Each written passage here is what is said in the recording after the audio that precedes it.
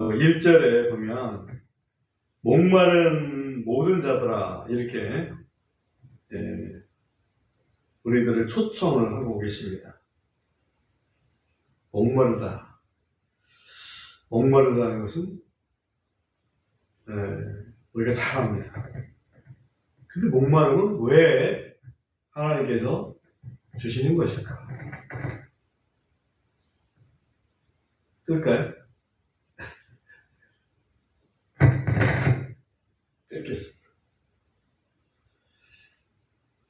마이크가 없어도 목소리가 크기 때문에 충분합니다. 아멘. 아멘. 목마름이라는 것은 왜 생긴 것일까라고 우리가 우선 의문을 가질 필요가 있습니다. 신명기 28장에 보면 그 이유에 대해서 말씀을 하고 있습니다. 우리 신명기 28장 48절을 펴보겠습니다. 신명기 28장은 복과 저주가 아울러서 기록된 그런 말씀입니다. 그 중에서 앞부분은 복에 대해서, 뒷부분은 저주에 대해서 나오는데 신명기 28장의 48절 뒷부분에 속하죠. 48절을 보면 이렇게 기록이 되어 있습니다. 제가 읽겠습니다. 그러므로 내가 줄이고 목마르고 헐벗고 모든 것이 궁핍한 가운데서 주께서 너를 치려고 보내실 내 원수들을 섬기리니 그가 내 목에 멍에를 씌우겠고 마침내 너를 파멸시키리라. 이 참 어마어마한 말씀이 여기 들어있습니다. 내가 줄이고 목마르고 헐벗고 이거 빼면 뭐 있습니까? 그죠? 모든 것이 궁핍한 가운데서 내 원수들을 섬기리라. 아이고,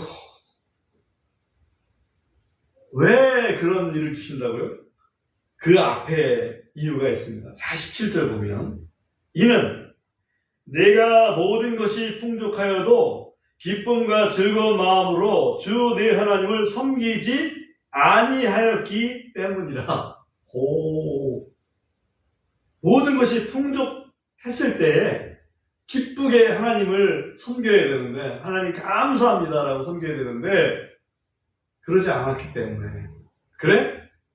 그러면 한번 줄여볼게요. 줄이고 목마르고 헐벗고 모든 것이 궁핍한 가운데서 심지어는 내 원수들을 섬기리라. 그러니까 하나님을 섬기지 않으면 원수를 섬기게 됩니다. 하나님은 복을 주시는 분이지만은 원수는 괴로움을 주는 존재입니다. 처음에는 풍족함이 있었다는 사실을 우리가 기억할 필요가 있습니다. 그 풍족함을 주신 하나님을 버리고 하나님의 명령을 버리고 하나님의 약속을 멸시하다 보니 하나님께서 복을 거두시고 저주가 임하게 하시는 것입니다. 그 저주의 한 모습이 목마름입니다. 그죠? 너희 목마른 자들아 라고 이렇게 초청을 하실 때는 목마르다는 것은 이미 저주 아래에 있는 혼들아 이런 의미라고 볼 수 있습니다. 저주 아래에 있는 혼들아 너희는 물들로 나오라. 돈 없는 자도 오라. 너희는 와서 사 먹되 참으로 와서 돈 없이 값 없이 포도 음료와 젖을 사라.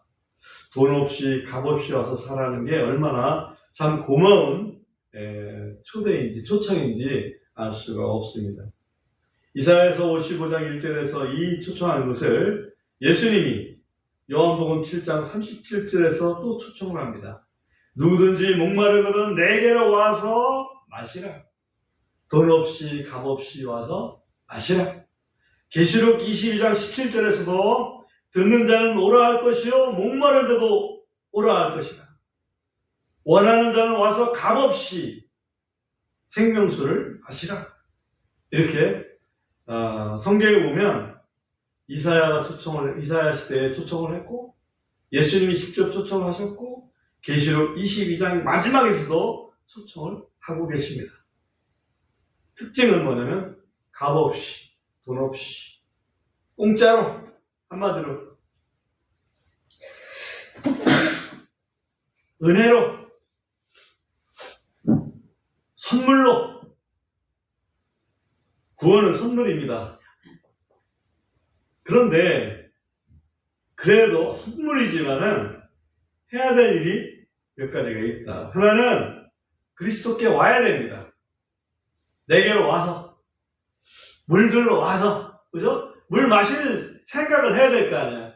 그리스도께서 구원을 주신다고 그러는데 그리스도께로 돌아와야 되잖아. 돌아오는 거를 소위 회개라고 얘기합니다. repent, 그죠?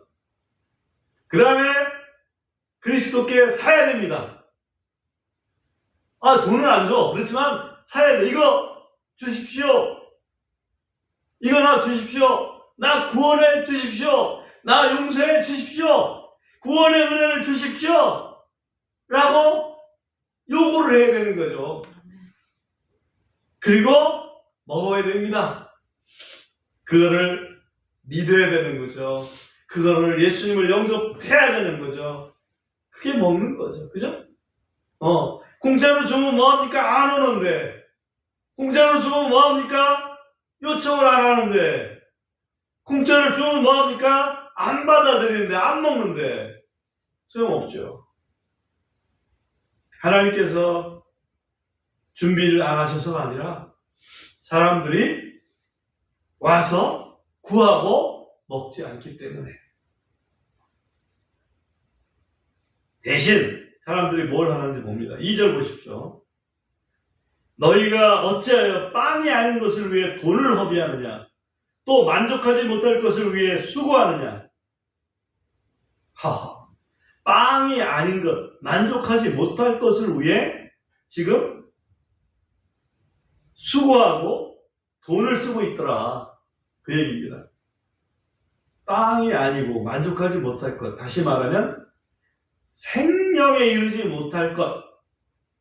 그것은 무엇일까라고 생각해 볼 때 그것은 사탄의 유혹이거나 사탄의 거짓말입니다. 그런 것에 혹해가지고 유혹당해서 거기에 시간을 다 보내고 있다. 너희 그러지 말고 내게 부지런히 귀를 기울이라 라고 말씀하십니다. 내게 귀를 기울이라.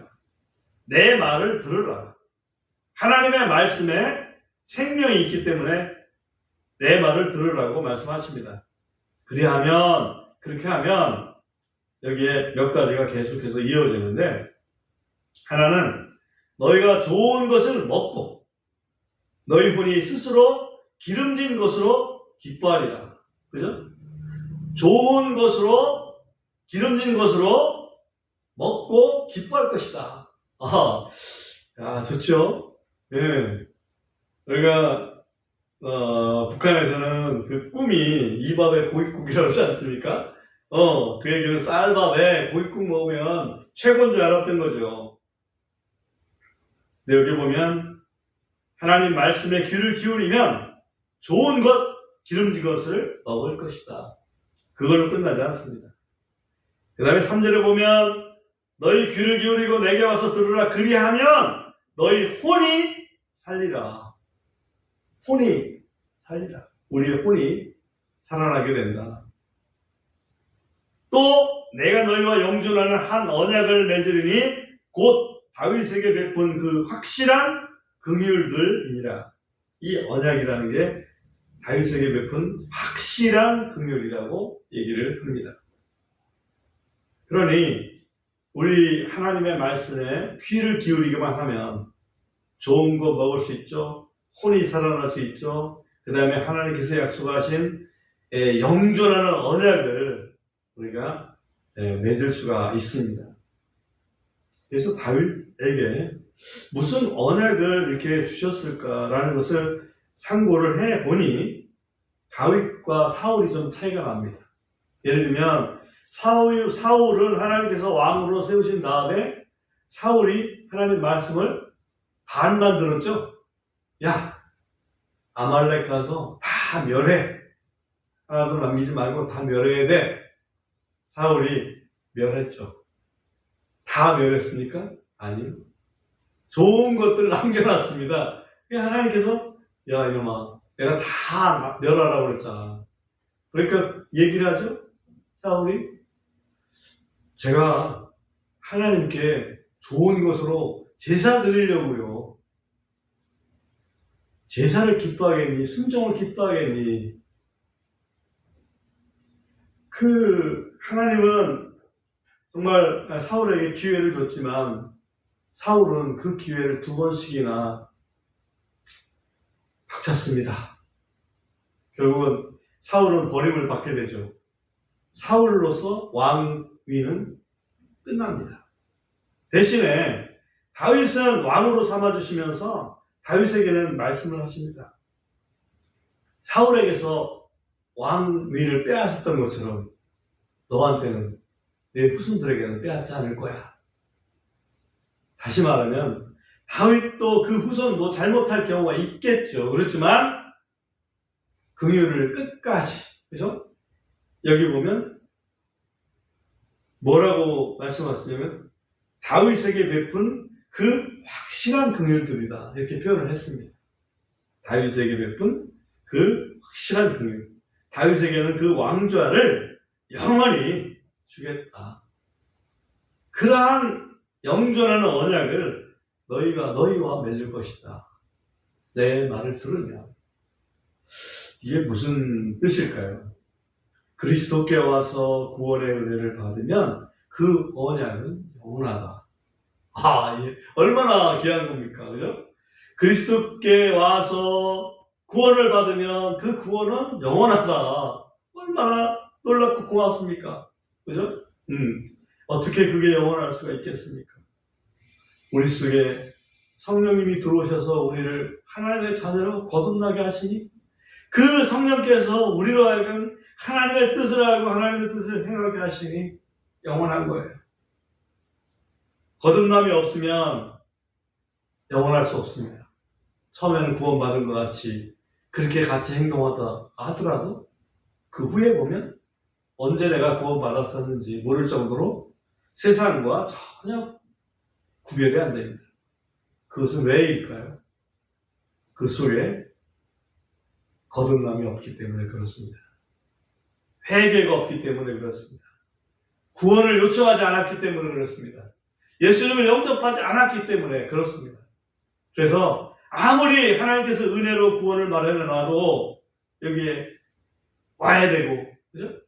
와야 되고, 구해야 되고, 먹어야 되는 것처럼 예수님 앞에 회개하고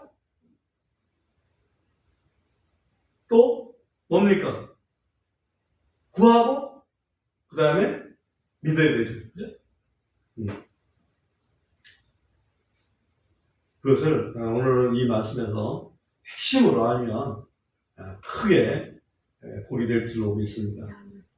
5절에 보시면 보라 내가 알지 못하는 한 민족을 내가 부를 것이요 내 하나님 곧 주로 인하여 또 이스라엘의 거룩하신 이로 인하여 너를 알지 못했던 민족들이 내게로 달려오리니 이는 그분께서 너를 영화롭게 하였기 때문이다.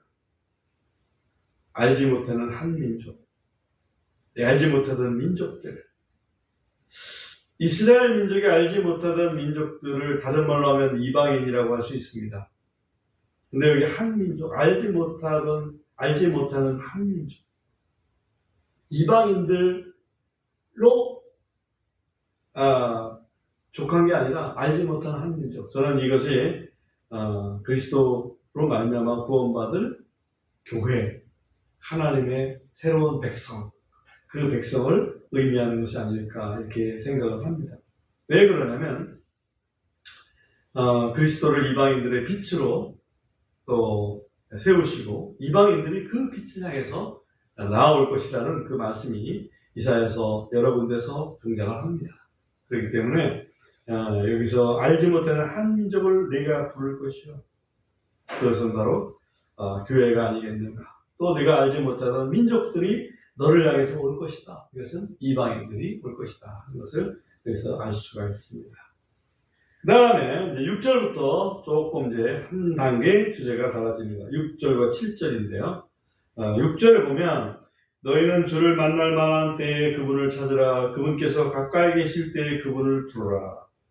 사악한 자는 자기 길을 버리게 하고 불의한 사람은 자기 생각을 버리게 하며 그가 주께 돌아오게 하라. 그리하면 그분께서 그를 긍휼히 여기시리라. 곧 우리 하나님께로 돌아오게 하라. 이는 그분께서 넘치게 용서하실 것이기 때문이라. 이 말씀은 고린도후서 6장 2절에서 사도 바울이 인용한 그런 말씀입니다. 주를 만날 만한 때에 그분을 찾으라. 가까이 계실 때에 그분을 부르라. 그죠?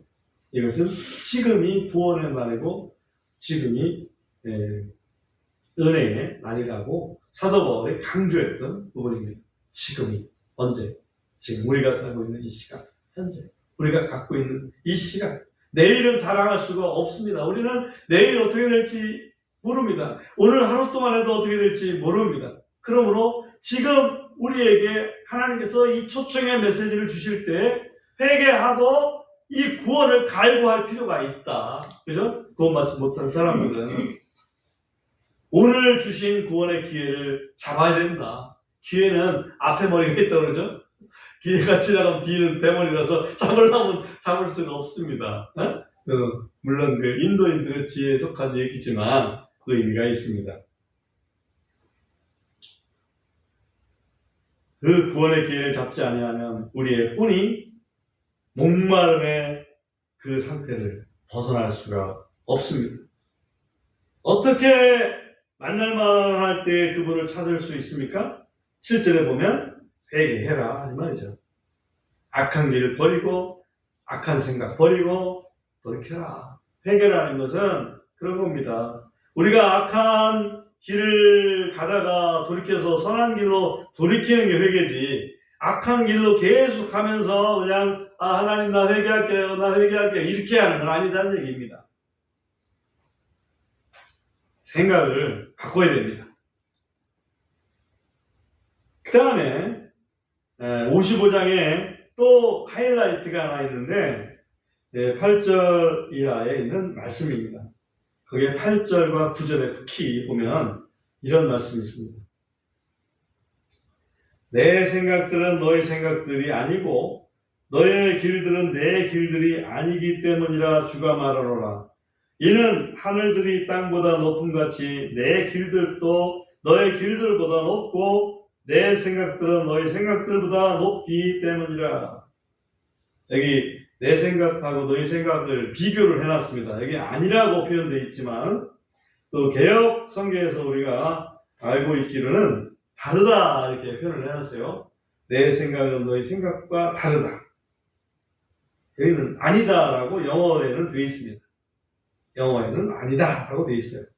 그러니까 너희 생각하는 거하고 내가 하나님 생각하고 같이 생각하지 마라. 그러니까 다르다는 말, 아니라는 말은 아니다는 말하고 거의 같습니다. 그죠? 그렇게 의미를 이해를 하면 은혜가 됩니다. 내 생각들, 너희 생각들. 다시 말하면 하나님 생각, 사람 생각. 너희 길, 내 길. 사람의 길하고 하나님의 길. 생각하고 길하고 뭔 차이가 있을까 한번 생각을 해봅니다. 생각이라는 거, 길이라는 거. 사실은 뭐 결과적으로는 같은 거지만, 그죠? 사람이 생각을 하고 행동을 할 거 아니에요? 생각을 하고 말하고 행동하는 게 보통이잖아요. 그러니까 생각하고 길은 결국은 같다고 봐야죠. 예를 들면 생각이라는 것은 어떤 의도, 목적이라는 거고, 그 다음에 길이라는 것은 그걸 행하는 방법, 수단이라는 거죠. 그러니까 결국은 목적이 있기 때문에 수단을 강구하는 거잖아요. 그러니까 생각이 있기 때문에 그 길을 가는 거라고. 그러니까 생각은 했는데 안 갔어 아직. 그러면 결과적으로는 아무것도 안 일어나지만, 그러나 하나님은 그 의도를 보시잖아. 생각을 보신다 이거지. 그래서 생각이 잘못됐을 때는 그 생각을 빨리 돌이키는 것이 굉장히 중요하지 않습니까? 근데 사람 생각하고 하나님 생각하고 다르다. 사람 길하고 하나님 길하고 다르다. 어떻게 다르냐? 하늘하고 땅을 비교해봐라. 하늘이 항상 높죠? 차원이 다르다는 얘기예요. 하나님의 생각의 차원과 사람의 생각의 차원은 항상 다르다. 이것을 말씀을 하고 있습니다. 항상 높죠. 차원이 높아. 하나님 생각은 높습니다. 10절 굉장히 중요한 말씀이죠. 10절, 11절. 이는 비와 눈이 하늘에서 내려와서 그곳으로 돌아가지 아니하고 땅을 적셔서 우미도다 싹이 나게 하며 씨 뿌리는 자에게 씨를 주고 먹는 자에게 빵을 주는 것 같이 내 입에서 나가는 내 말도 그러하여 그것이 헛되이 내게로 돌아오지 아니하고 내가 기뻐하는 것을 성취하며 또 내가 그것을 보내어 이루게 하려는 이래서 형통할 것이기 때문이라. 눈과 비를 가지고 하나님께서 하나님의 말씀을 이렇게 비교해서 설명을 해주고 계십니다. 비나 눈이 하늘에서 내려옵니다. 땅을 적십니다. 땅을 적시지 않고 그냥 하늘로 올라가나? 아니죠. 땅을 적십니다. 네, 땅만 적시고 그냥 올라가나? 땅을 적시는 이유가 있다 이거지. 왜 땅을 적시냐면 땅에 뿌려져 있는 씨앗들이 뭔가 싹이 나고 우미 돋아서 열매가 맺을 수 있는 조건을 만들어 주신다 이거지. 그죠? 이게 비를 내리시고 눈을 내리시는 이유입니다. 마찬가지로 하나님 말씀하실 때는 그 이유가 있다 이거지. 하나님 말씀은 어디에 떨어지냐면 사람들의 마음에 떨어진다 이거죠. 사람들의 마음을 적십니다. 비처럼 적셔서 이 마음에 이 떨어져 있는 그 말씀이 뭔가 이렇게 싹이 트고 그래서 그것이 열매를 맺을 수 있도록, 다시 말하면 하나님의 어떤 그 목적, 하나님의 뜻이 성취될 수 있도록 하신다. 이 말씀을 이제 설명하기 위해서 그렇게 했습니다. 그 예를 하나 말씀하신 것이 13절에 있는 말씀과 같은 거예요. 예를 들면 가시나무 대신에 전나무가 올라오고, 그러니까 하나님 말씀을 주시는 이유는 말씀을 안 주시면 가시나무 같은 나무가 일어날 텐데, 가시나무가 아니라 전나무. 가시나무와 전나무의 차이는 어떤 그 가치의 차이입니다. 용도의 차이예요. 가시나무 가지고 뭐 하는 데 쓸 수 있습니까? 난로 불 때는 데 쓸 수 있다라고 성경은 말씀하고 있어요. 전나무 갖추고 가야지 그걸 가지고 이제 성전에 기둥 같은 걸 이렇게 만들 수가 있다. 가치 있는 가시나무 가지고 이렇게 성전 기둥 쓸 수 있습니까? 안 된다는 얘기지. 그것처럼 하나님 말씀은 우리로 하여금 가치 있는 자가 되게끔, 우리의 삶이 가치 있는 삶이 되게끔 하시겠다는 거죠. 또 찔레를 대신하여서 은매와 나무가 올라오게 하겠다. 찔레는 가시나무의 어떤 그 유사품이죠. 찔레의 열매를 우리가 사람이 먹을 수 있습니까? 이게 은매화는 어찌 보면 그 화석류 같은, 석류 같은 그런 달콤한 열매가 가득한 그런 열매를 은매화라고 이렇게 표현을 하고 있습니다. 우리의 인생이 찔레 열매 같은 인생이 되면 되겠습니까? 석류 열매 같은 그런 달콤함이 가득한 그런 열매가 되어야 되지 않겠습니까? 라는 것이 이 하나님의 하신 말씀이에요. 그러니까 하나님께서 말씀을 주시면 그 말씀이 이런 가시나무 대신에 전나무, 찔레 대신에 은혜와 열매를 맺는 그러한 삶을 살게끔 만들어 주신다. 문제는 그 말씀을 잘 받아 먹어야 되겠죠? 잘 받아 먹어야 됩니다. 13절 끝에 보면 그것이 주께 한 이름이 되며 끊어지지 아니하는 영존하는 표적이 됩니다. 한 이름이 되며, 우리한테 한 이름, 기억할 만한 이름, 늘 떠오르는 이름, 예수님이죠. 한 이름, 예수. 그게 영존하는 표적이 되었죠. 예수님이야말로 영존하는 표적이 되었습니다. 예수님의 죽으심과 또 부활하심.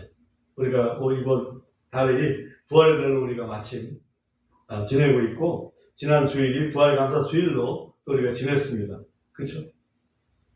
그래서 이 예수 그리스도라는 이름하고 오늘 말씀의 주제, 다시 말하면 돈 없이 값 없이 와서 사서 먹으라. 그죠? 값 없이 사서 먹으라. 어떻게? 누가 값을 지불했는데? 값을 지불해야지 누군가가 거기에 뭔가 있는 거 아니겠어요? 그게 바로 예수님이죠. 예수님께서 그렇게 하시기 때문에 우리는 값없이 사서 먹기만 하면 됩니다. 값없이 사서 먹기만 하면 됩니다. 그냥 먹어주는 게 아니고 우리 주님께 와야 되죠. 그리고 주님께 사야 됩니다. 사는데 값없이 사라 이것이. 값없이 사야 돼. 안 사면 안 돼. 그죠? 그리고 먹어야 됩니다. 이사야서 55장은 구원 의료의 초대인데, 이 구원 의료의 초대는 그리스도의 초대입니다. 이 그리스도의 초대는 그리스도의 대속의 사랑을 전제로 한 초대입니다.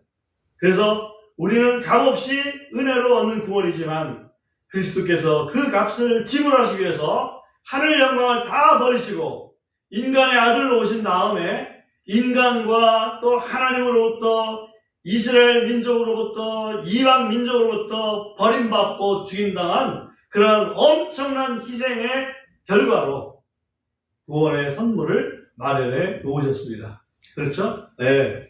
우리는 그 구원을 정말 회개하는 마음으로 또 감사하는 마음으로 받아 누려야만 되겠습니다.